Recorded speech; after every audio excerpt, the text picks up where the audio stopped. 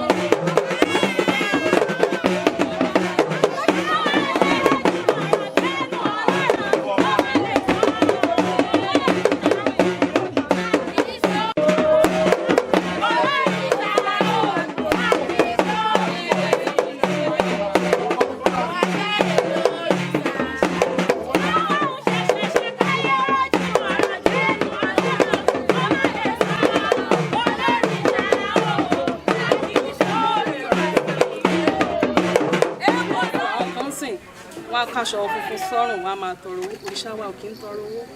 Wọ́n máa ń fún ni ni tí wọ́n bá jókòó ti òrìṣà ó máa ń fún lówó fún nínú kan jẹ́ orúkọ mùsùlùmí nínú kan jẹ́ orúkọ ẹlẹ́sìn kìrìsìtẹ́nì wọn kì í ṣe ẹlẹ́sìn ìbílẹ̀ o ẹ̀yin tẹ́ bá pàdé wẹ̀yìn lọ́gbọ́n béèrè pé kí lorúkọ wọn kì í ṣe òrìṣà wa máa ń ṣe fúnyàn ni tí wọ́n bá jókòó sí di òrìṣà tó fúnyàn lọ́mọ tó fúnyàn lówó tó fúnyàn ní ajé tó fúnyàn ní àlàáfíà ṣòrìṣà yẹn wà òrìṣà wo kì í tọrọ owó ó máa ń fúnyàn ní téèyàn bá fẹ́ tó bá tẹpẹlẹ tó fi inú dídùn àti ọkàn kan tó bá fi ń tọrọ òrìṣà ó dẹ̀ ṣe. Àwọn tí wọ́n máa ń tọrọ owó yẹn tó máa ń wọṣọ funfun yìí ṣé kò sí òfin kankan tó lè gbé wọn ní nínú ìṣẹ̀ṣe torí mo rí pé kó má jẹ́ pé wọ́n fi ń ba kínní yìí.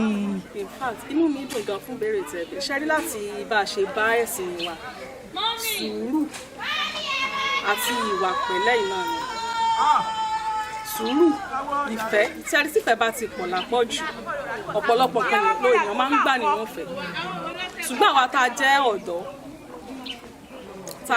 tá a ń dìde ń sìn àti ní plan bá a ṣe máa eradicate gbogbo àwọn irúwà bẹ́ẹ̀ because ìwà ìbanilójú jẹ́ ní ìka so láìpẹ́ mo fi ń dá yín lójú pé gbogbo kan bẹ́ẹ̀ ló máa stop ló máa.